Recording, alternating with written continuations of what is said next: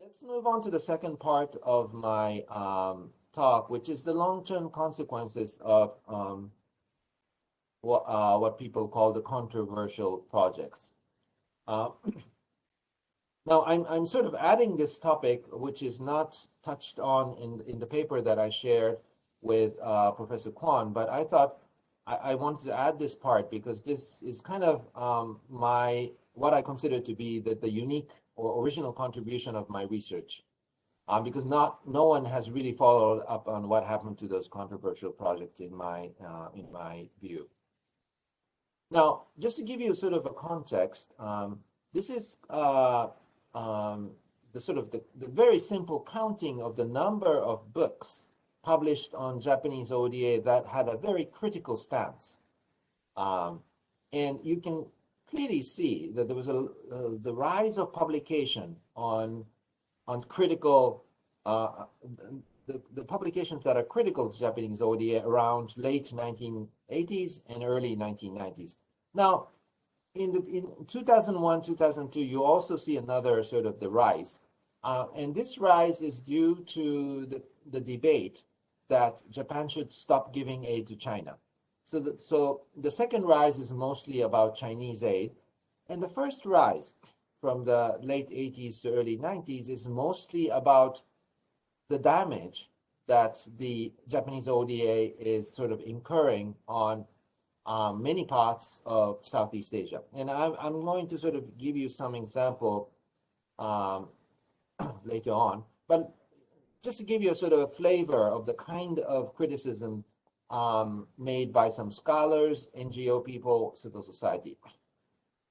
So according to Yokoyama's work published in 1994, ODA is nothing but the minus. It promotes corruption, perpetuates inequality, and develops dependency.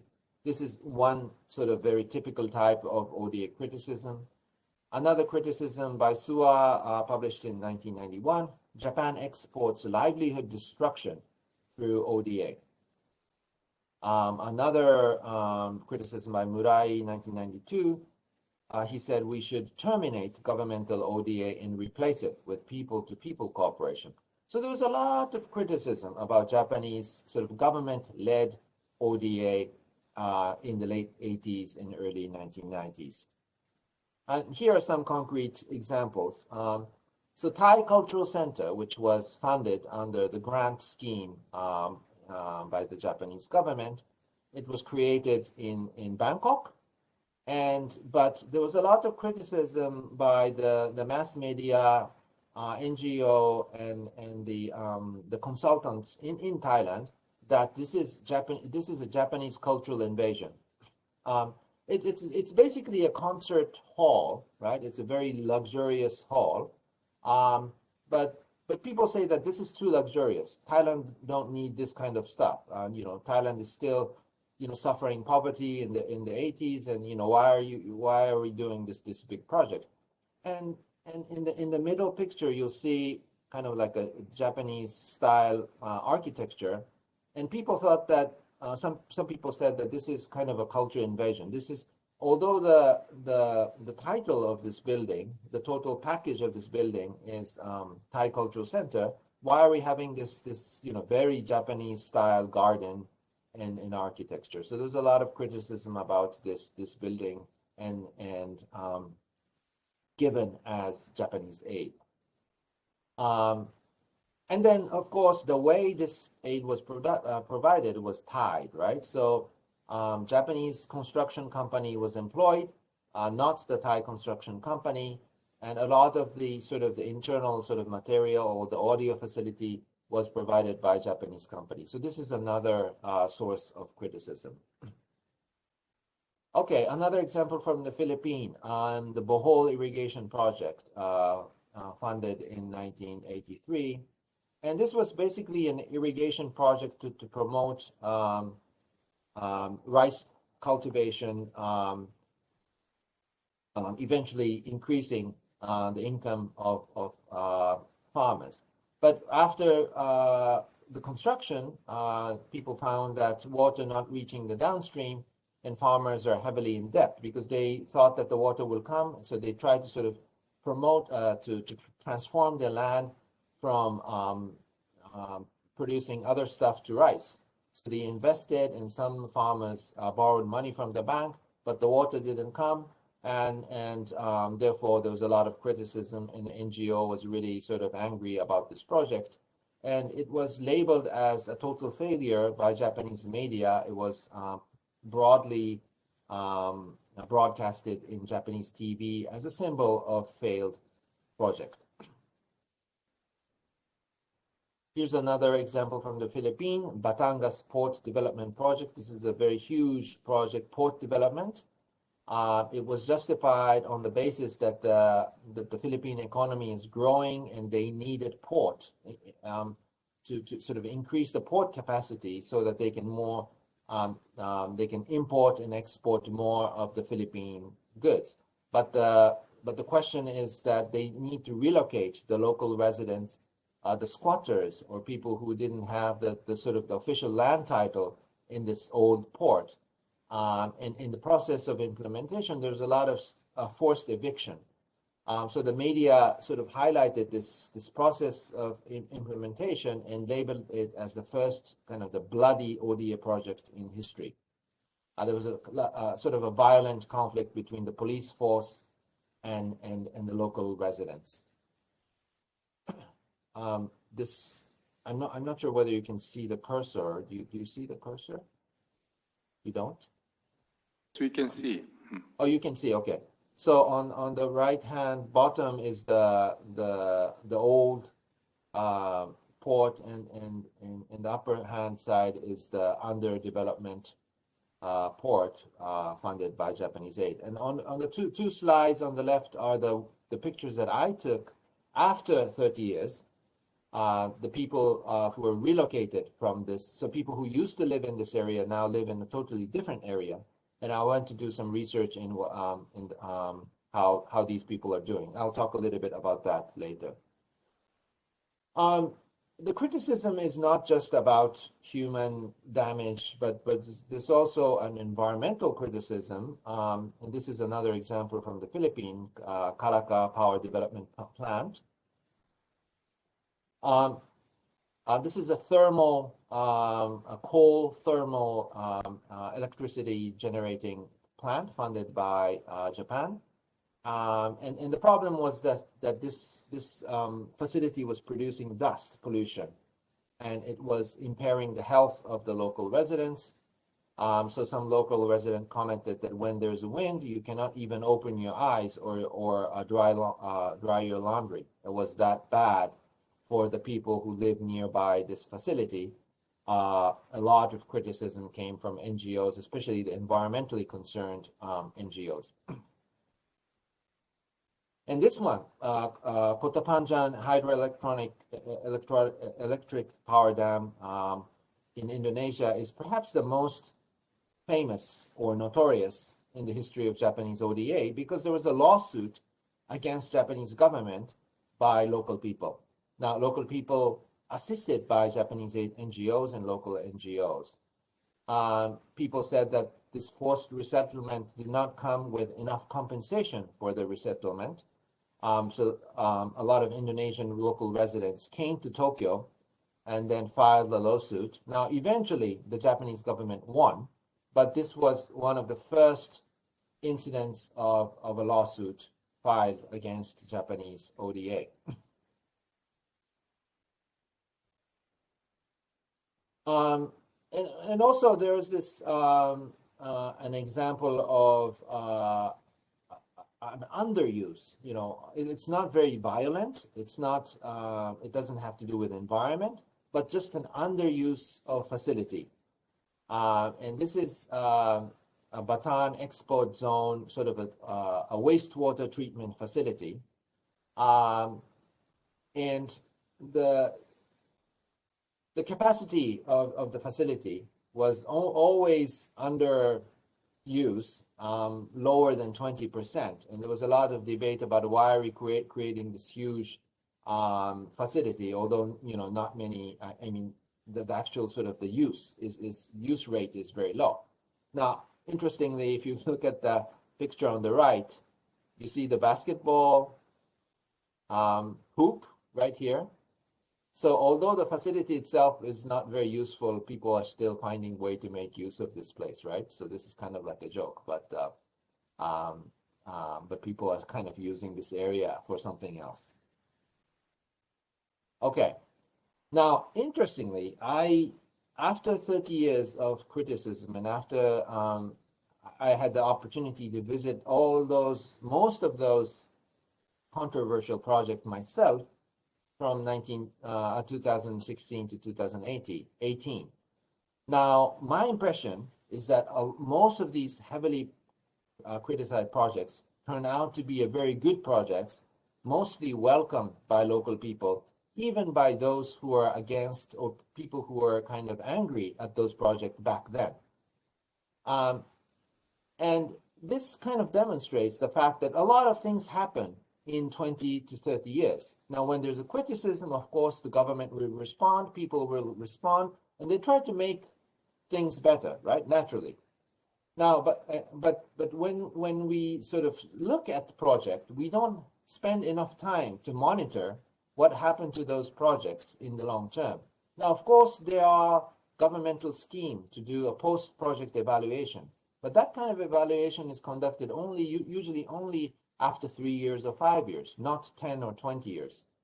And I would argue that a lot of interesting change occurs you can only observe after 20 years or 30 years, especially if you're dealing with large-scale infrastructure project.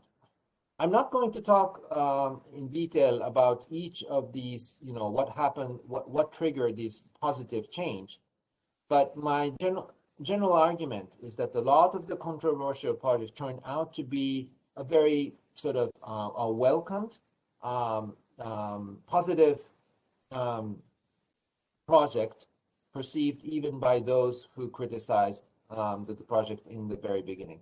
Now, some of the factors are beyond the efforts of the project implementers or the local residents. For example, the cultural invasion critique that was targeted against the Thai Cultural Center that I just introduced. Of course, Thailand in the 1970s and 80s and 90s grew rapidly, and they started to need those cultural facility. And also there was this creation of subway station, which was created right by the cultural center, so which increased the access of people to those facilities. And those are kind of uncontrollable factors that in effect had a favorable impact on the facility, and then which eventually reduced the criticism against the kind of criticism that happened in the initial period of the project. But there's a lot of sort of project that the sort of the mechanism that sort of rectified the problems. And then I would also argue that some of the criticism were very biased to begin with, not very sort of well-researched or well-founded. And then I will come to the reason why NGOs were still wanted to criticize projects, even though there was not much defect in the project design itself. I will talk about that in a bit. Some other thing that we can only observe in 20, 30 years is the way recipient country become donor, right? Now, Thailand, when Thailand was receiving a lot of aid from Japan in the 1980s and 90s, it was not yet a donor. Now Thailand has TICA, Thai International Cooperation Agency, and they're providing aid. Now, interestingly, they do a lot of tied aid. And this is a quote from the loan giving organization of the Thai government, which is called the Neighboring Economic Development Agency of Thailand. So they work together with TICA. TICA is the Technical Cooperation Grant Agency, and NEDA is the loan agency. Now, if you look at the website of NEDA, they say that the subcontractors and consulting firms must be Thai nationals. As for joint venture companies between Thailand and the neighboring countries, a Thai firm must be the principal company of business group. So basically, they are doing tied aid. Now, if you look back, they were criticizing Japanese tied aid, But now, when it comes to for them to provide aid, they're doing tied aid, right? So this isn't sort of an interesting sort of a transition from criticizing aid to doing tied aid themselves. Now, of course, the position is totally different, right? When you're receiving from receiving aid to giving aid. But this kind of observation, I think, is very interesting, that you can only observe through sort of a long-term observation of what happens to a particular country when they transform from recipient to the donor status. So I'm going to sort of come to the conclusion, the key observations. I would say the criticism are mostly on the process of project implementation rather than the effects or the outcome. So post-evaluation tend to look only at the effects in the short term, thus creating gaps of framing. In the Philippines and Indonesia, NGOs attempted to pressure the government through Japanese government by agitating the villagers. Now, the reason why NGOs and civil society criticized Japanese aid was not just because they thought that the aid project was badly designed, but they wanted to criticize the government. And at that time, the government was very authoritarian. Like if you remember Suharto's Indonesia or Marcos Philippines, those countries were kind of dominated by despotic leaders, and they were lacking means to sort of raise a voice against their own government. And criticizing Japanese aid was one good way for them to criticize their own government indirectly. So this is one sort of an incentive and strategy of the local NGOs in those recipient countries. So we have to understand the context why they're doing the criticism, right? And in most cases, there have been learning processes to rectify the problems. Furthermore, the lessons from controversial projects have often been applied to other cases beyond the site location. So I didn't have enough time to sort of discuss, what happened to those controversial projects, but there are some positive lessons applied not just within the project frame, but applied to other projects. For example, in the Batangas relocation, forced relocation, the bloody project. After that project, the Philippine government designed a sort of a regulation that before you move people, you have to find a place where those people will be moved. So this kind of a lesson is really applied to other large-scale projects, which I think is a good side effect of the controversy. Scholars and NGOs have paid attention to ODA when expected benefits turn out to produce costs, but not when costs turn into benefits in the long term. And this is another important lesson. And I will give you kind of an example from the Batangas project that when I visited, and it was an interesting surprise to me, an example of a positive side effect from the perspective of the villager. So on the left-hand side, you see the people on the motorbike sort of passing through this narrow, kind of like a street. Now, originally when the dam was designed, there were certain parts that were designed to sort of be underwater, right? But when after the dam was created, they found that certain parts still was not underwater, right? They could still save their rice fields and other parts to cultivate.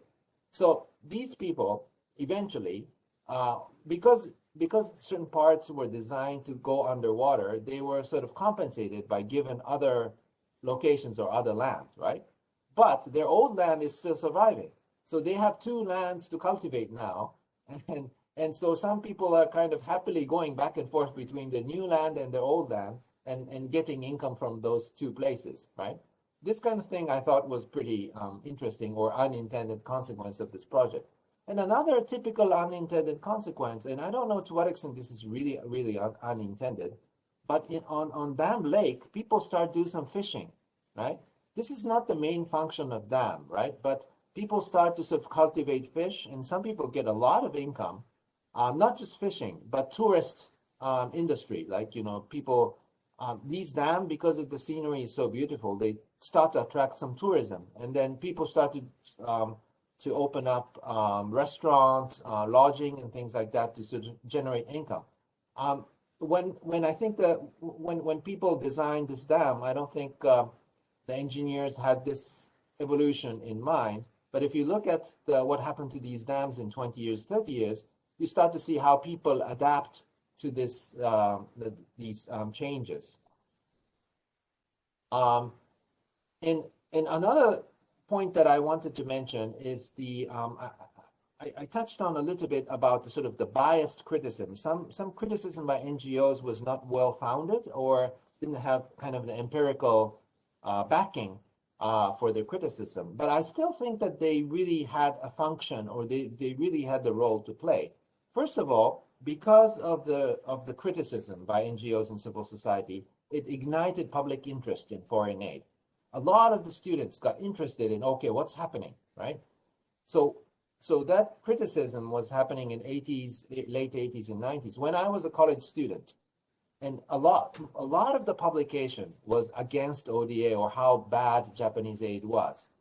And I was so sort of exposed to that kind of literature. And then I got interested in this topic and sort of, and I'm pretty sure a lot of my colleagues in my age were influenced by that kind of mindset. It's more interesting. Criticism is somehow more interesting than endorsement, right? So it had that effect, I think. And of course, it had some accelerated some change through a Japanese politician because the public interest, the politician had to respond, and they had to sort of initiate some change to accommodate the needs of the NGOs and civil society. And the third point I already mentioned, so I'm going to skip. And then, from the research perspective, I would say that thanks to the criticism, there's a lot of documentation done by NGOs and civil societies, right? Usually the project documentation is done by the government or the engineers or the consultants who are directly involved in project. But those are the official documentation, right? But when there's a controversy, there's a lot of other people like journalists or NGOs documenting from their perspective what happened. Now, if you look back to history, it's always good to have multiple sources to compare. So from my perspective, when I wanted to study the project, the controversial project in the 30 years ago, I could read a lot of different sources thanks to the criticism, because there's a lot of documentation. Now, of course, the quality of documentation is questionable, but still, you have things to read, and that really helped my research. So a few theoretical reflection. Foreign aid must be understood in its process of implementation. And what I mean by process is the process in the long term, not just during the implementation of the project, but the aftermath of the project. Literature on aid motivation and strategies that focus on the intent fails to see how outcomes are formed through unintended interactions of such actors. It is the relationship among the actors that matters. There's a lot of interesting thing happen beyond the intention or beyond the design. And as scholar, as researcher, we have to capture those unintended consequences, because those are the huge ones. Those are the sort of that spillover has a lot of impact on people. Foreign aid and development interventions there's a grammatical error. Development interventions serve as triggers to facilitate one type of dependency to another. And this is something that I didn't talk about today in my talk, but something that I want to emphasize is that because foreign aid is kind of bind up with the government intention, and the government worldwide is now orienting themselves more toward national interest, I want to emphasize the reality of aid as more of the project of mutual dependency. Now, this is the sort of a composition of contractors of Japanese ODA loan projects, contractors and consultants. And now Japanese aid, especially after 2015 or so, we are also emphasizing national interest. But if you look at who is actually doing the project, you see that the half of the project are contracted by other countries. like China or Indonesia or India, right? So whatever how you define national interest, you still have to rely on other countries, companies, consultants to implement your national project. And this is some reality that we don't think about, right? Japan cannot rely on its own consultants or own companies to sort of implement its own ODA, right? We have to rely on other countries. So this is the reality of ODA. That's something that we really have to realize ourselves. I'm not quite sure about the Korean ODA, how dependent you are on other companies, other countries' companies and consultants. But I thought this is a kind of an important realization. Okay, so final slide, I think. The conclusion. The style of Japanese aid is more of a product of external circumstance, pressures from outside, rather than that of a strategic choice of the government. So whatever happened is not, in my argument, it's not a delicate design of the planners, but the result of the pressure, interactions, unintended consequences. Understanding the evolution of Japanese aid requires the observer to pay attention to such environmental factors that have triggered response from where institutions have been built. So a lot of the institutions are in response to those pressures, right? And so we have to focus more on those environmental factors that facilitate the creation of a new institution. The remaining question, of course, there's a lot of remaining questions, but one question that I want to highlight is how to maintain the sources of pressure to guide Japan's aid in the right direction. We need to nurture the critical media and public who can scrutinize the work of development cooperation from a long-term perspective. Compared to 1980s and 90s, we don't have a lot of lousy, noisy NGOs today. Not much criticism. I think this is dangerous. Now, of course, it's a representation that Japanese government did a good job in talking with the NGOs after so many fights that happened in the 80s and 90s. But still, if people are interested in, if NGOs really look into the actual project implementation, there's always places for improvement. And I think the lack of this kind of criticism reduces public interest in this topic. And I think in the long term, it doesn't do good for the Japanese aid.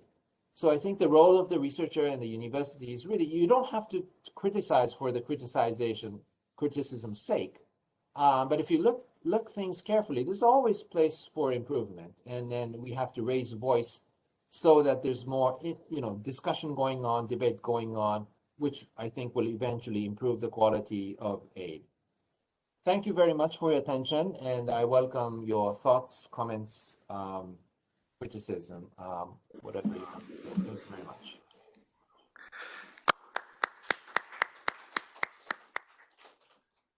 Thank you very much. Thank you very much for your